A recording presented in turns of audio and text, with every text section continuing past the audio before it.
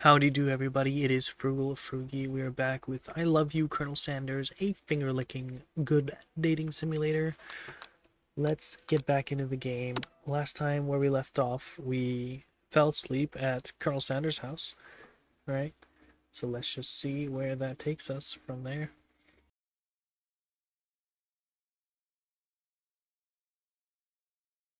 You awaken to a beautiful morning in Colonel Sanders' hideaway. Did you make the right decision on how to respond to Colonel Sanders? Only time will truly tell. Today is a day that could change the rest of your life. You think about the new secret ingredient that you just learned about. Salt and pepper. In some jurisdictions, salt and pepper isn't even legal. It's probably cocaine, isn't it? But if the recipe is a secret, how will they know? Your thoughts are interrupted when Colonel Sanders emerges into the room. He's holding a gorgeously plated breakfast and your mouth waters at the sight of it. Here's a simple breakfast I just whipped up.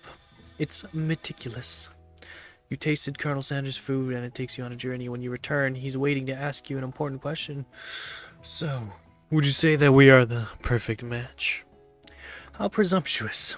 My cuisine and your taste buds, that is. Such confidence, such grace. Could he be the world's greatest gift to cookery? Flatter him. You know, I think we might make a great team.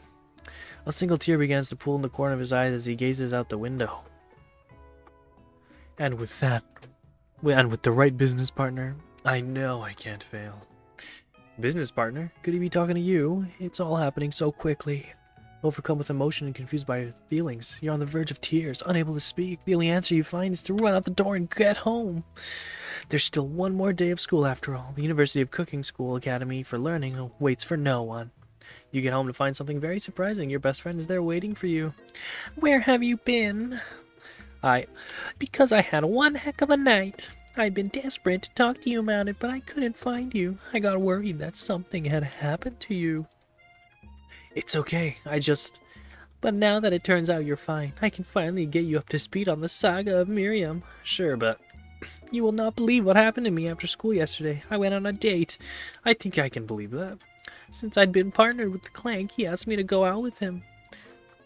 Of course, I told him, you better keep your dials turned to polite and respectful. I'm not that kind of girl.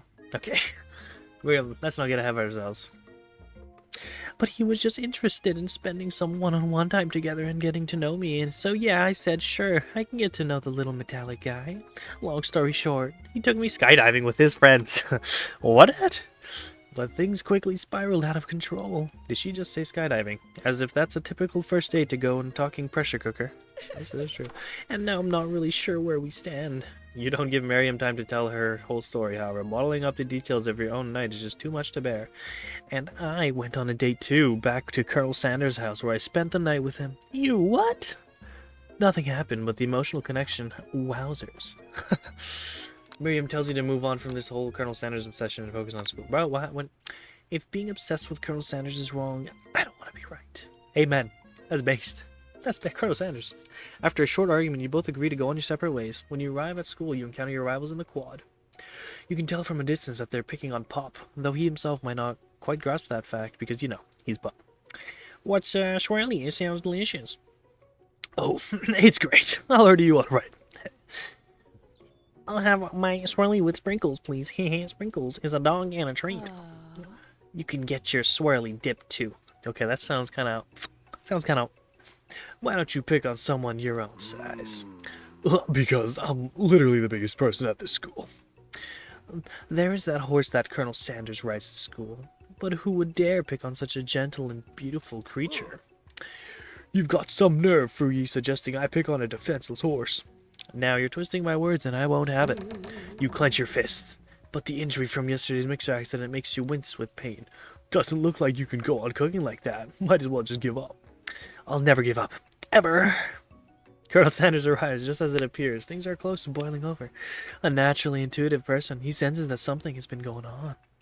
Is everyone excited for the final day of school? FRUGEE, how's that hand feeling? I'm sure you'll be back in fighting by this afternoon. Aren't you concerned about my hands, Colonel? Yesterday I almost broke a nail winning so hard. Technically, I don't believe a winner was decided, but your presentation was quite impressive. What is he doing? Complimenting her. But what about the flavor of my delicate, warm, gooey chocolate sauce? It was clear that you're passionate about how your food is received. That's a lot of words to say it was bland. Excuse me, FRUGEE. I am more than capable enough to speak for myself. Maybe you could tell me more of your thoughts as we walk into class, Colonel. I'm always interested in discussing the fine art of fine foods. See you inside, FRUGEE. Annoyed by Colonel Sandals' inability to see Ashley for who you know she really is, you walk across the quad to get some distance. This is so unfortunate. Colonel Sanders doesn't know that she is out. I can't say it. In an attempt to distract yourself from how slighted you feel by the interaction with Ashley, you take out the spell book you recovered yesterday and start flipping through the pages. Whoa, that's the book. It's like bad news. It's just something I found lying. It would appear to be some sort of grimoire. But I don't really believe in that magic stuff. A grimoire? Like a spell of books? I don't know. Who would spend so much time decorating a magic book if it weren't really powerful? I can think of one surefire way to find out. You open to a page covered with the arcane warnings. Cast only in case of extreme emergency. It says around the edges of the page. What are we talking about? I could use this spell here, and it says it will erase anyone I choose from all of my memories. If I scrub out Colonel Sanders, it would probably help me focus better on the upcoming final exam. That's way drastic. Couldn't you do something else, like anything else not rooted in dark magic? Maybe tie a string around your finger? Okay, fine, it is drastic, but desperate times call for desperate measures. You got a memory erasing spell sitting right in front of you and a pretty good excuse to try it out. Ugh, don't do it. Come on, let's be real. We shouldn't take advantage of the book. The sport guy said no, don't do the book. You take your friend's advice and put the book away. It's almost time for class. Sprinkles is already in the room, waiting for the students to arrive. He clears his voice to make a quick announcement. I want you all to know, I feel something of a dog moment coming on, but I assure you it is nothing to be afraid of. His cute little nose scrunches up and he begins to breathe quickly. Wait, what? He must be hungry? Oh, shit. Sprinkles... Oh my god, I reached for my homework. Sprinkles immediately goes for it and gobbles the sheet like chicken. I apologize for the outburst. I know it seems cliche, but not much in this world satisfies like ungraded work. My, FRUGEE, were you studying something with cinnamon? I've been sitting in on a lecture series around the art of cake baking. How insightful. This actually brings up an important point. Thank you, FRUGEE, for reminding me to dole out this indispensable bit of wisdom, you see. Before we can go further, Miriam's love drama spills over into the class. What? I told you to save it for after class. Bzz, bzz. You think I wanted to be thrown from a plane strapped to a stranger? Miriam and Clank appear to be arguing, but you still haven't learned to speak Clank's language of mechanical noises. Whirr. But no, you had to show off your cool kid friends Jeff and Joan, J&J forever. Watch us form a triangle in midair as we descend. Triangles are the strongest shape, don't you know? Bzz, bzz. Yeah, well that doesn't make it a great date. Beep whir. Then take Jeff and Joan with you. You can all hold hands as you pedal down the mountain or off a cliff for all I care. Sad beep. Clank begins to shudder. Steam pours out of his gaps in his panels, and then a loud ding stops him in his tracks. Oh. Did he die? Bzz, bzz. No amount of seasoning is going to make me want to eat that, Clank. What the? Completely deep-fried sneaker. A shoe. Considering he himself has wheels, not feet, entirely not clear where it came from. Oh my god. In terms of deep-fried footwear, I guess it looks okay. Clank slowly rolls out of the room to be alone with his shoe. Everyone tries to pretend like they didn't see the entire thing go down. Nothing like a loud public breakup to cast a pall over the final day of school. Well, that was unfortunate. But we mustn't be distracted from what lies ahead. The final competition. Showdown Challenge Exam. I'm still working on the title, but I think you get it. Test time approaches. See you all in the arena. But before you can think about your upcoming competition, there's a very beautiful soul nearby in need of a pep talk. Hey Miriam, are you okay? Okay. I'm so mad I could smash a tiny mug, spilling several droplets of hot cocoa all over the floor. Don't do that. Don't waste the cocoa. Come on. How could he embarrass me in class like that in front of everyone? Her tiny cocoa is a delicious treasure, so you know that this breakup is no joke. Even if the source of her frustration is such a silly boy. Definitely a silly boy. Such a silly boy. I know that you know this, but I'm going to say it out loud. You don't need anyone. Me and you, we're going to cruise through this final test and hit the carpool lane to Success City. Miriam brightens up, imagining the wind rushing through her short bangs, but she hesitates to embrace the feeling all the way. You're not going to saddle up on Colonel Sanders' stallion and ride off into the sunset without me? Of course not. Well, maybe, sort of. But I'm sure there's a pony out there with your name on it, and a big ranch. Huh? And a ranch big enough for both of us and whoever else we want to bring along. If it's not Pop or Clank, or anyone else you meet today, tomorrow, or this whole year, so what? You're a special person who shouldn't settle for the first person to show a little interest. Anyhow, Miriam gives you a big hug and wipes the tears from her cheeks. I should really review my menu for today. I'm going to make a very special soup. And I bet that Professor Dog is going to love it. While you were pep-talking Miriam, you completely missed lunch, and that's okay, because you had a better idea on how to spend the time before your exam. You decided to head onto the arena early to practice the dish. This is it, the location of your final challenge, a test of will, a test of courage, a test of talent, and a chance to beat the pants off of Van Van, the supposed man and his evil ear counterpart, Ashley. As planned, you begin to run through a quick test of the recipe you've been working on, FRUGEE's famous chicken pot pie. After practicing for months, making this dish becomes second nature to you, and you're able to quickly get a fresh pot pie in the oven. But as soon as you do, your cram session is interrupted by Colonel Sanders. Well, FRUGEE, what are you doing here? There's still time before the final exam. Oh, just taking it in. I'm big into visualizing success. I'm looking at my station and picturing victory. The pot pie's begun to bake, and the smell is slowly filling the space around you. Visualizing, huh? That's too bad. I was hoping you were here cooking something delicious. You'd usually happily share your food with anyone who's hungry, but the last time you let Colonel Sanders get in your head, it cost you a cook-off. You decided that it's time to put your cooking above your romantic desires. But that decision gets hard to stick to when the oven timer goes off behind you. I gotta fess up. Okay, you got me. I'm doing a little bit of more than visualizing. I know. My nose can smell a pot pie from 400 yards. Thank you. That's very oddly specific distance. You'd expect nothing less from a very oddly specific man. You knew it was pot pie from just the smell? Not just pot pie, but a chicken pot pie with an all-butter crust. And my nose is telling me something else. Oh no, is it burning? Haha, no, I can smell that it was made with the heaping help of TLC. But it'll probably start burning any second if you don't pull it out. That moment of truth. Wow! It's the best pot pie I've ever tasted. I've always loved country cooking, and I could eat this all day. There's no time left. The final showdown is about to begin. Sprinkles lay down the ground rules. There are no rules, that is, except to cook with everything you got.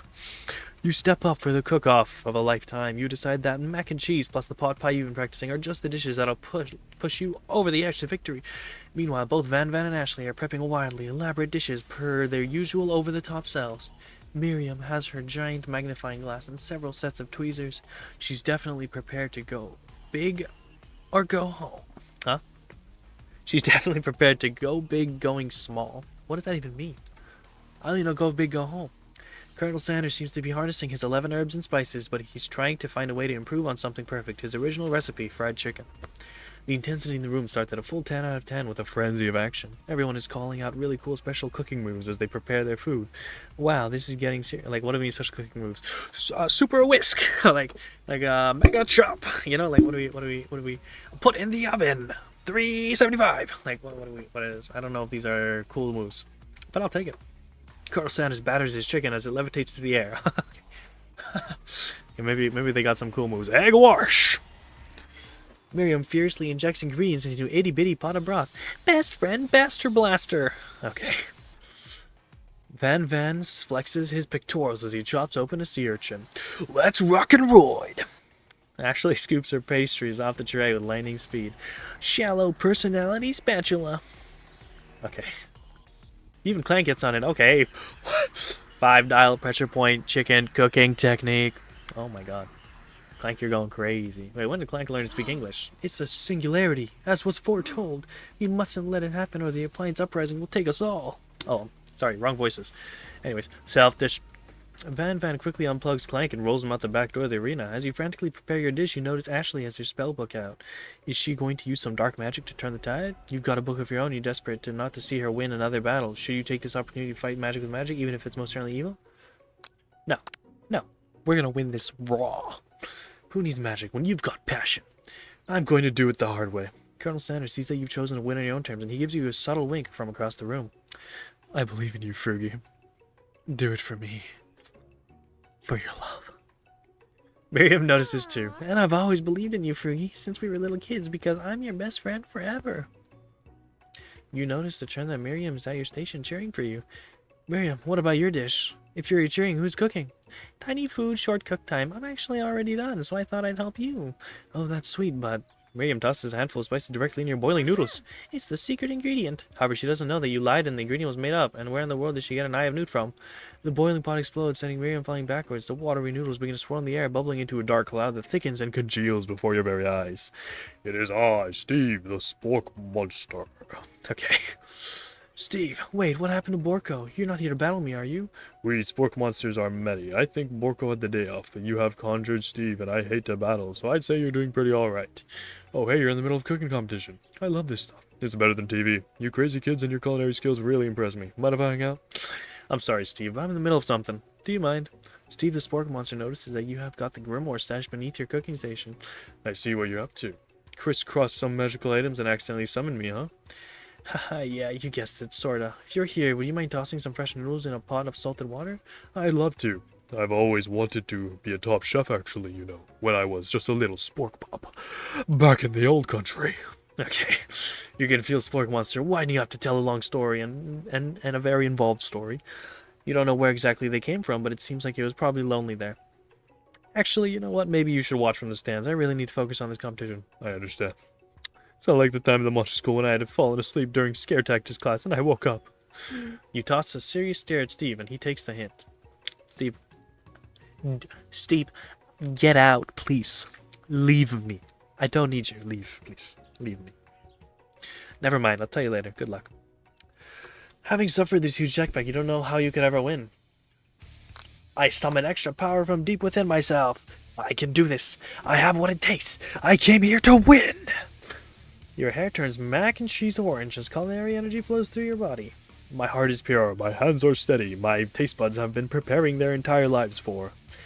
Yes, FRUGEE, you are the chosen one. You will avenge me.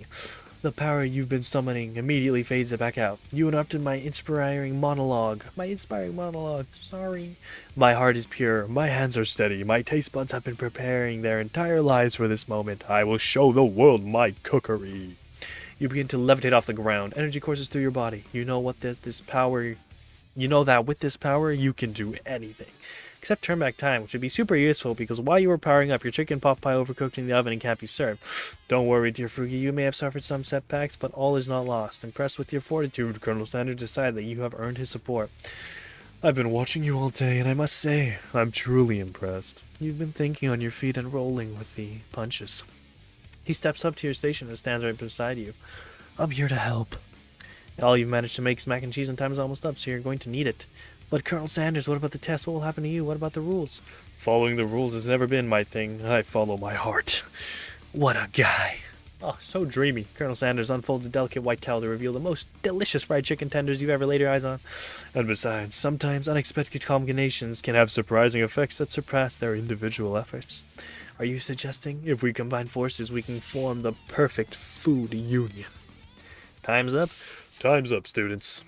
With time expired is the moment everyone has been waiting for. You must now prepare to present your dishes.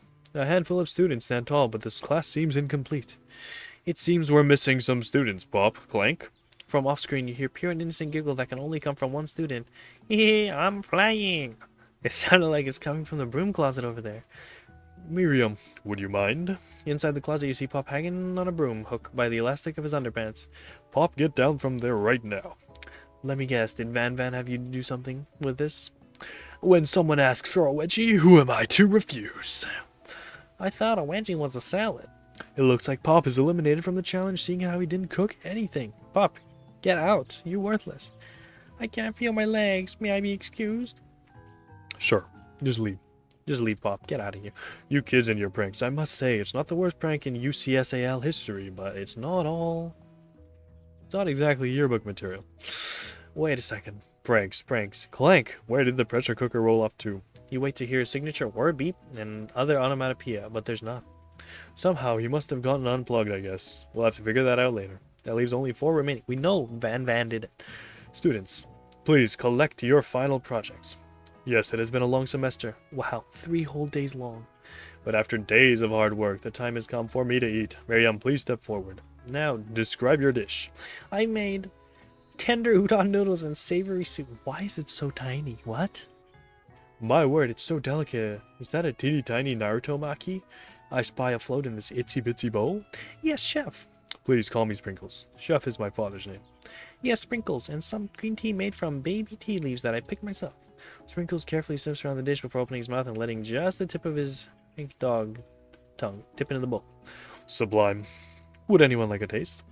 Oh, come on, I'm not one of those dogs who doesn't floss. I even have a really cute electric toothbrush for dogs. Fine, I'll enjoy it all by myself. And in a flash, the entire meal had been devoured. Not that it took too much. It was less than a thimble's worth of soup. Dude, that soup was nothing, bro. That's crazy. A plus. Rarely do I taste a dish with as much love and with as much love poured into it as yours. I feel like it's soup that was poured into it. Miriam is overjoyed. She gives you a huge hug. Thank you, FRUGEE, for helping me believe in myself. Van, you're up. Now describe your dish. I made uni over smooth egg custard in an axe-hewn urchin shell. In an axe-hewn urchin shell, topped with caviar. Did you skewer one of those urchin with spines from a second, different colored type of urchin? Yes, Sprinkles. A bit much, don't you think? That's exactly why I did it. A bit much. It's kind of my brand. Doesn't it look cool? Sprinkles leans in to sniff the uni, but he can't get his nose closed on account of all the spikes. He begins to paw at it erratically, causing the custard to slosh around. Woof, woof. Please be gentle with my cuisine. There we go. Grrr. Finally, Sprinkles goes all in, tongue first, but he can't get past all the needles. He reels back his tongue as is poked and prodded. Youch, my tongue. The professor appears to have an allergic reaction to the sting. I can't eat this. It keeps poking my tongue. Disqualified. A stunning turn of events. Who'd have thought that serving food in a bowl made of needles could make it difficult to eat? Dejected, Van does not go gentle into the night. Disqualified? For glamour? Don't discount simplicity. This isn't the last you've heard of me. Before forcing us to endure his swollen tongue for another moment, Sprinkles graciously laps up a bowl of milk. I know. Yeah, I'm a dog and I drink milk. Get over it. Sometimes it helps calm my agitated tongue. Next student, Ashley, it's time to step up. Now describe your dish. I made orange blossom Turkish delight and a light rose water syrup, topped with French meringue and connected by sugar glass. That actually doesn't sound too bad. Indeed, it is quite delightful. However, I'd like to refrain from eating it or attempting to taste it in any way. It is very fragile and meant to be a display piece. Don't eat the food at a cooking school? Bro. What? Got toast in your ears or something? What does that even mean? FRUGEE? I told you it's a display piece. Dude, it's supposed to be food. It's a cooking competition. You eat that. I eat that. Ashley, I must say, it is beautiful. However, this is a cooking competition at a cooking school. Yeah, which is why I cooked it and did an extremely good job cooking it too. I didn't realize that we were having an eating exam. If I wanted to be judged on eating, I'd go to a college of eating, school for the hungry. ... I suppose you could smell it if you absolutely insist, but don't breathe too hard. You might disrupt the sugar spiral. The food cannot be eaten. It cannot be judged.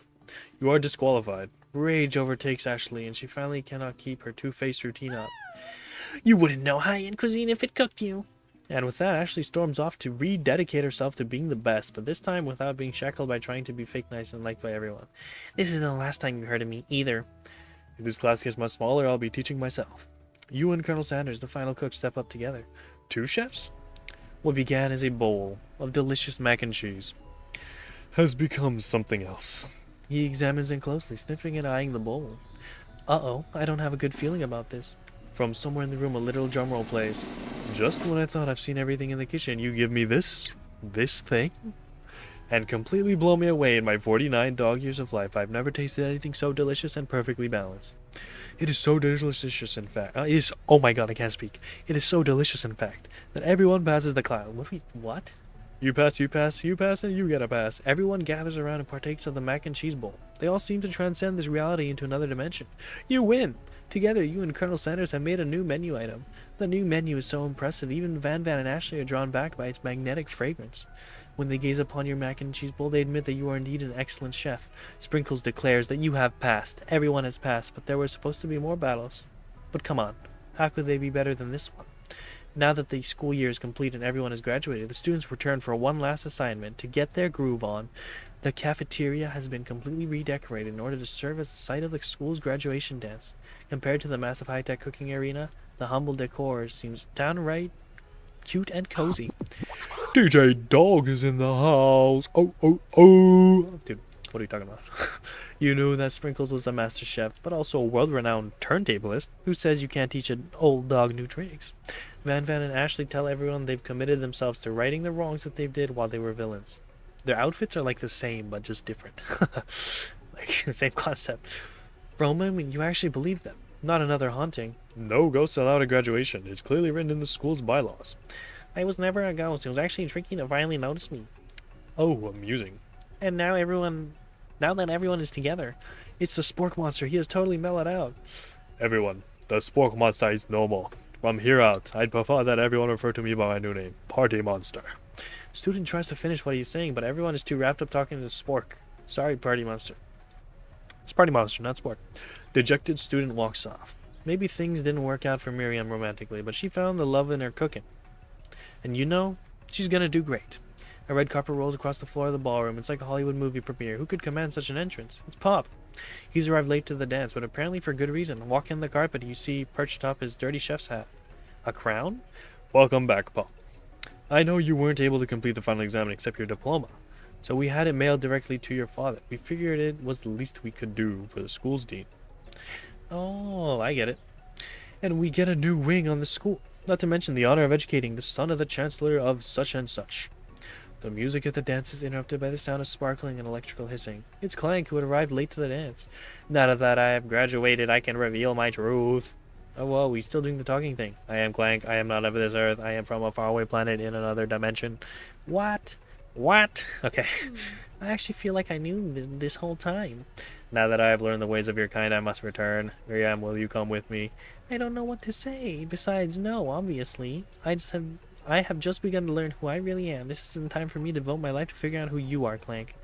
You're blown away by Miriam's maturity. It's pretty clear that she has managed to surpass you in that regard. I understand, kind of. Humans are weird. Clank. This is so sad. Portal opens and Clank disappears. What is happening? Colonel Sanders arrives. Okay. Howdy, classmates. It's just like the first day you met him.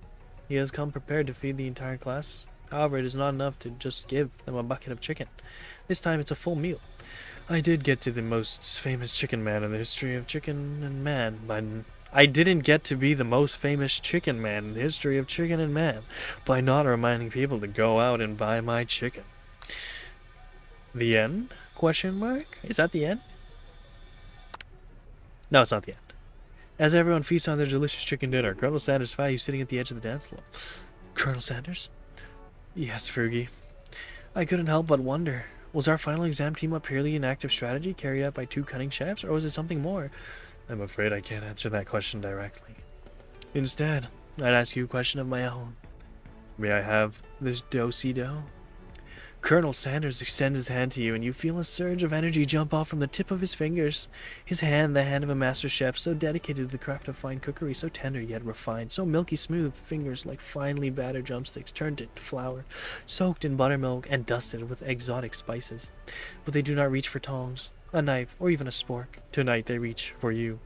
And though our feet may tire of dancing, I believe that this is just the beginning of our steps together. Colonel Sanders, Will you not only join me in the dance floor, but in the kitchen as my co-chef and partner in both business and in life? You gasp. Could it be? Is he really saying me and you together? Ever since I met you, my dream has changed. It's not simply enough to open the world's greatest chain of fried chicken restaurants. No, even then my life would be incomplete without you by my side. So what do you say, partner? I say, I love you, Colonel Sanders. The end. Okay. Let's get it.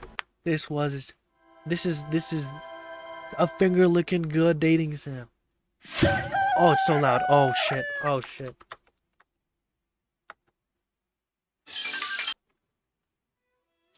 It's too loud. It's too loud.